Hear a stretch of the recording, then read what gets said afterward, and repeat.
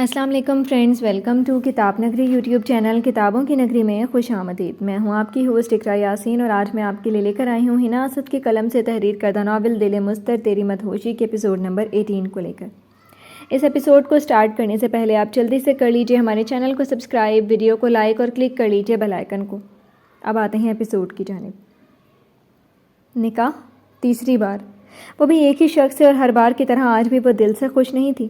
آج اس کا نکاح تھا اس سے، جو کہ ہونا تو بالکل سادگی سے تھا، لیکن پھر بھی وہ گھبرائی ہوئی تھی۔ گھبراہٹ تو ہونی لازمی تھی۔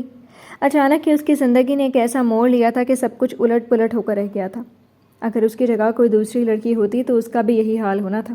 یا حالات ایسے سنگین اور حیران کر دینے والے نہ ہوتے تو بھی وہ گھبراہٹ کا شکار رہتی کہ اس کی شادی ایمر سیال جیسے انسان سے ہو رہی ہے۔ اسے بچپن کے وہی دن دھندلے سے یاد آنے لگے جب اس کے بابا نے اپنی خواہش سے اس کا نکاح ایمر سیال سے پڑھوایا تھا۔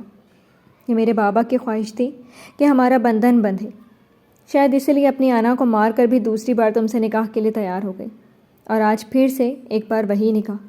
اس نے گہری سانس لی اور خود کو حالات کے حوالے کر دیا تھا۔ وہ نہیں چاہتی تھی کہ اس کی فیملی مزید کسی پریشانی میں مبتلا ہو، وہ بھی اس کی وجہ سے۔ کچھ ایمر سیال کی دھمکیوں نے بھی اس کی زبان کو قفل لگا دیے تھے۔ دروازے کی طرف پشت کیے بیڈ پر پالتی مارے بیٹھی وہ اضطراب میں انگلیاں چٹخا رہی تھی کہ اس کے سماعت سے کمرے کا دروازہ کھلنے اور بند ہونے کی آواز ٹکرائی۔ پھر بھی وہ اپنی جگہ سے ٹس سے مس نہ ہوئی۔ آپی اب تک کیوں ہی بیٹھی ہیں؟ جلدی سے تیار ہو جائیں، آپ کے رومانٹک سے باس آنے والے ہوں گے نکاح کے لیے۔ نکاح کی ڈریس بیڈ پر رکھ کر وہ اس کی طرف بڑھی جو اب بھی اسی طرح بیٹھی ہوئی تھی۔ آپی آپ سن بھی رہی ہو یا میں امی کو بھیجوں؟ لہجے کو تھوڑا سخت بنا کر اس کے کندھے کو ہلایا۔ مجھے آگے کا سوچ کر بہت عجیب لگ رہا ہے حرم، اس نے اپنی پریشانی اپنی دوست نما بہن سے شیئر کی۔ آپ ہی کچھ نہیں ہوتا، آپ پلیز ٹینشن مت لیں، اور مجھے بھی بہت دنوں سے آپ کو کچھ بتانا تھا مگر موقع نہیں مل رہا تھا، وہ رازدارانہ انداز میں بولی۔ کیا بات ہے؟ وہ حیرت اور پریشانی کے ملے جلے تاثرات چہرے پر سجائے اس نے سامنے کھڑی حرم کو دیکھ کر پوچھ رہی تھی، جو چہرے سے ہی پراسرار سی لگ رہی تھی۔ وہ حالے جب میں ٹرپ پر گئی تھی تو اس رات اس نے اپنی سوچوں سے تھک کر حال نور کو اپنا حامی اور رازدار بنانا چاہا۔ تو حال نور نے سوالیہ نظروں سے اسے دیکھا۔ وہ اسے آہستہ آہستہ سب بتاتی چلی گئی، اور جیسے جیسے حال نور سنتی گئی اس کے چہرے کا رنگ پھیکا پڑنے لگا۔ حرم، اتنی بڑی بات ہو گئی اور ہم سب لاعلم ہیں۔ تم جانتے بھی ہو امی کو جب یہ سب پتہ چلے گا تو کتنی دکھی ہوں گی وہ حرم کو شانوں سے جھنجھوڑتے ہوئے پھنکاری۔ آپی سچ میں میری کوئی غلطی نہیں، بس حالات ہی ایسے ہو گئے تھے۔ وہ زاروں کی طرح روتے ہوئے اس کے گلے لگی۔ حال نور اور حرم دونوں اس وقت بے بسی کی انتہا پر ایک دوسرے کے گلے سے لگی پھوٹ پھوٹ کر رونے لگی۔ میں وقت دے کر امی سے بات کروں گی، حال نور نے ہمت مجتمع کی اسے تسلی آمیز انداز میں کہا اور اس کے آنسو پونچھتے ہوئے پیار سے دیکھا۔ شکریہ آپی مجھے سمجھنے کے لیے، اس نے بھیگی آنکھوں سے اسے دیکھتے ہوئے کہا۔ قاضی صاحب کے ساتھ کچھ لوگ آ رہے ہیں نکاح کی رسم کے لیے، ہمنا کمرے میں داخل ہو کر بولی۔ بس ریڈی ہو گئی آپی، اب دوپٹہ دیں مجھے۔ ہمنا کے ہاتھ سے دوپٹہ لے کر اس نے حال نور کے سر پر رکھا اور آگے سے ہلکا سا گھونگھٹ کے انداز میں لٹکا دیا۔ امی کہاں ہیں؟ اس کی گھبراہٹ میں ڈوبی آواز گھونگھٹ کے اندر سے ابھری۔ وہ بس آ رہی ہیں، تم گھبراؤ مت۔ ہمنا نے اس کے شانے پر ہلکے سے ہاتھ رکھا جسے اس کے خوف کو کم کرنے کی کوشش کی۔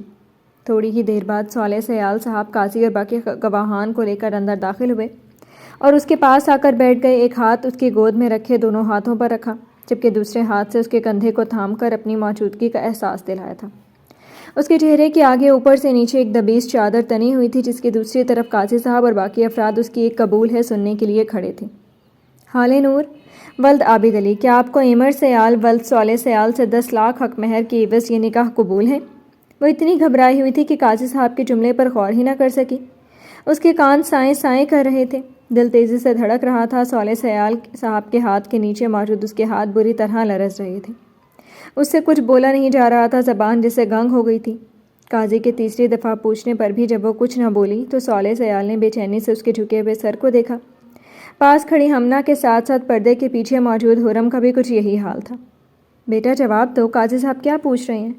اس کے کندھے پر موجود اپنے بازو کے حلقے کو انہوں نے مزید تنگ کر کے اپنی موجودگی سے اسے آگاہ کیا۔ قبول ہے۔ تھوڑی دیر بعد جب وہ بولی تو اس کی آواز رندھی ہوئی تھی، دل جیسے کسی گہری کھائی میں جا گرا تھا۔ شکریہ میرے بچے، صالح سیال نے خوش ہو کر اس کے سر پر بوسہ دیا۔ وہ اپنے دل کی حالت بیان کرنے سے قاصر تھے۔ کتنا سکون اور کتنی طمانینت کا احساس ہو رہا تھا انہیں، جیسے کوئی بہت بڑا بوجھ سر سے اتر گیا تھا۔ آج وہ مطمئن ہو گئے تھے اس بات سے کہ آخرت میں وہ سر اٹھا کر اپنے دوست عابد علی کا سامنا کرنے کے قابل ہو گئے تھے۔ ایمر سیال نے جیسے ان کے سر سے بہت بڑا بوجھ اتار دیا تھا۔ جب وہ ایمر سیال کی خفگی کے خیال سے نہ چاہتے ہوئے بھی اس کے ساتھ بارات میں شامل ہوئے یہاں پہنچے تو عابد علی کی بیوی کو اتنے عرصے بعد سامنے دیکھ کر شوق رہ گئے، مگر انہیں پتہ چل گیا تھا کہ ایمر حال نور سے ہی انجانے میں دوبارہ شادی کر رہا ہے جسے وہ خود ریجیکٹ کر چکا تھا۔ ان کے تو دل میں لڈو پھوٹ رہے تھے کہ آج ایمر نے انجانے میں ہی صحیح ان کی خواہش پوری کر دی تھی۔ دوسری طرف حال نور کا ذہن جیسے معاف ہو گیا تھا، کوئی احساس نہیں رہا تھا، نہ خوشی نہ خوف، کچھ بھی وہ محسوس نہیں کر پا رہی تھی۔ اسے لگ رہا تھا ان 5 لاکھ روپوں کی عوض اس نے خود کو اس مغرور انسان کے آگے بیچ دیا ہے۔ صالح سیال باقی افراد کو لیے اب پھر ایمر سیال کے پاس جا رہے تھے۔ وہ یوں ہی جھکے سر کے ساتھ ساکت بیٹھی تھی۔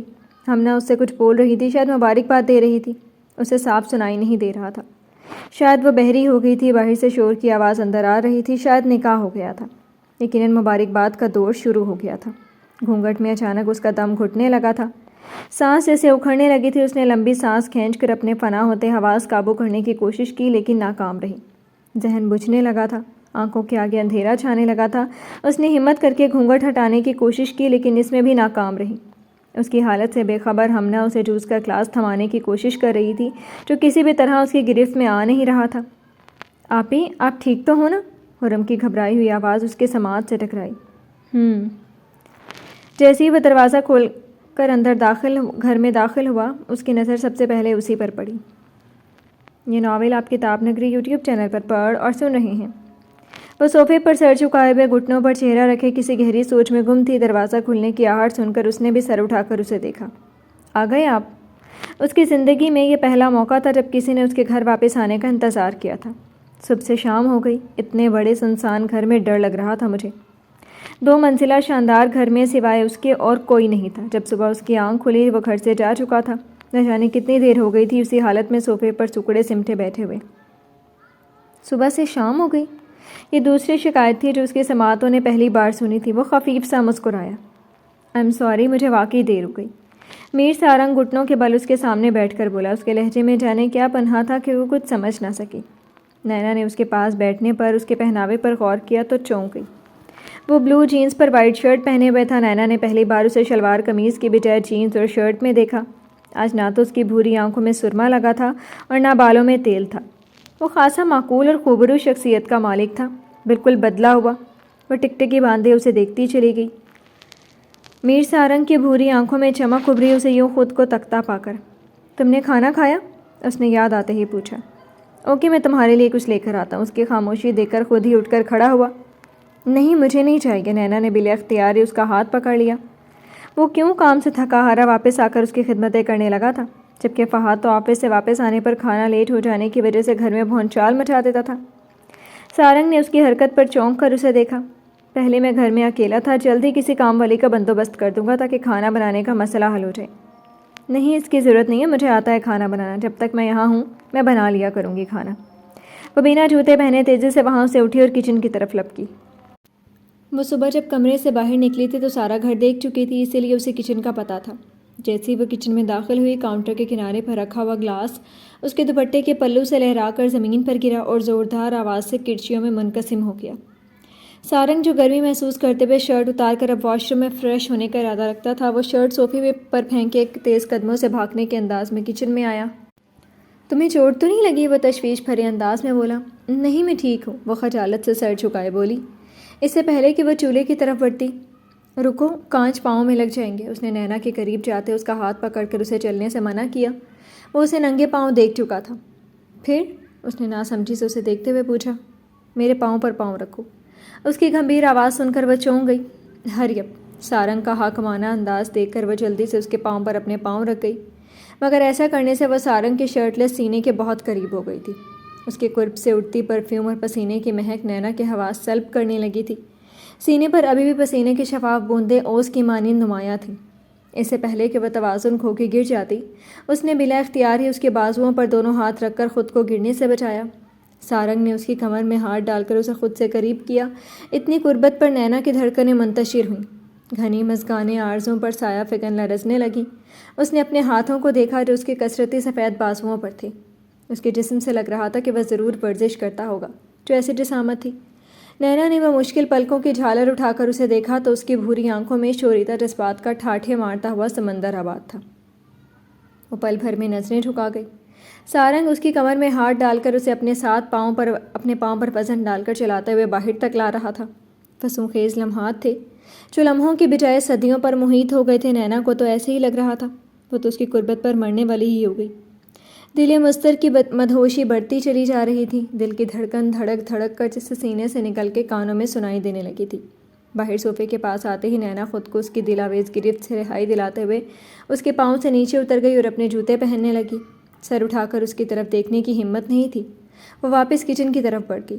سارنگ اس کی تیزی دیکھ کر کھل کر ہنسا اور اپنے کمرے کی طرف بڑھ گیا فریش ہونے کے لیے۔ کچھ دیر بعد وہ فریش ہو کر باہر آیا اور بالوں میں برش پھیر رہا تھا تو وہ ہاتھوں میں کھانے کی ٹرے لیے اندر آئی۔ ارے تم اندر کیوں لے آئی؟ میں باہر آ رہا تھا۔ فہد تو کام سے آنے کے بعد اتنا تھک جاتا تھا کہ بستر پر گرنے کے بعد دوبارہ اٹھ کر باہر آنے کی زحمت نہیں کرتا تھا بلکہ بستر پر ہی کھانا کھا کر لیٹ جاتا تھا۔ میں باہر لے جاتی ہوں، اس نے ڈرتے ہوئے کہا۔ مان وہ برا ہی نہ مان جائے، وہ اسے کسی ضرورت ناراض نہیں کرنا چاہتی تھی۔ جلد از جلد اسے جان چھڑوا کر داؤد کے پاس واپس جانا چاہتی تھی۔ نہیں رہنے دیں، بلا وجہ اندر باہر کی پلیٹ سے تھک جائیں گی، آپ بیٹھ کر کھائیے، اس نے سادگی سے کہا۔ آپ نہیں کھائیں گے؟ نینا نے اچنبھے سے اسے دیکھتے ہوئے پوچھا۔ سارنگ باہر سے کھانا کھا کر آیا تھا مگر اس کے پوچھنے کا انداز ہی ایسا تھا کہ وہ منع نہیں کر سکا۔ بالکل آئیں یہاں، اس نے تکیہ بیڈ گراؤنڈ سے لگاتے اس کے بیٹھنے کی جگہ بنائی۔ یہی ملا فریج میں مجھے، اس لیے یہی بنا لیا۔ اس نے جب فریج کھولا تو اس میں چکن بریسٹ کے پیسز نظر آئے۔ اس نے چکن بریسٹ کو چھوٹے چھوٹے ٹکڑوں میں کاٹ کر کچھ مسالے ڈالتے ہوئے جلدی سے پکا لی اور ساتھ میں روٹی بنا کر لے آئی۔